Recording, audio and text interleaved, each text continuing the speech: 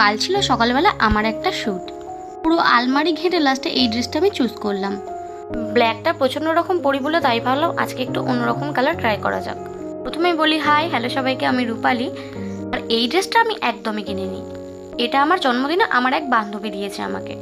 আর সত্যি বলতে এই ভি কাটিং ড্রেসগুলো আমার প্রচণ্ড প্রিয়।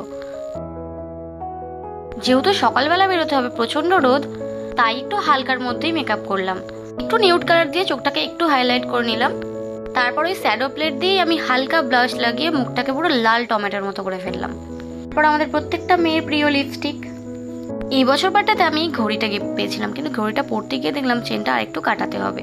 কি আর করা যাবে, ঘড়িটা আমি পরতে পারলাম না, তাই গুছিয়ে রেখে দিলাম। আর এই প্রচণ্ড রোদে কিন্তু সানগ্লাস মাস্ট। ও তোমাদেরকেও বলছি, হ্যান্ড কভার করতে একদম ভুলো না, এমনিই কালো হয়ে যাচ্ছি, আরও তোমরাও কালো হয়ে যাবে। ভিডিওটা যদি ভালো লাগে অবশ্যই লাইক অ্যান্ড সাবস্ক্রাইব করে দিও। দেখা হচ্ছে নেক্সট ভিডিওতে। Bye, good night.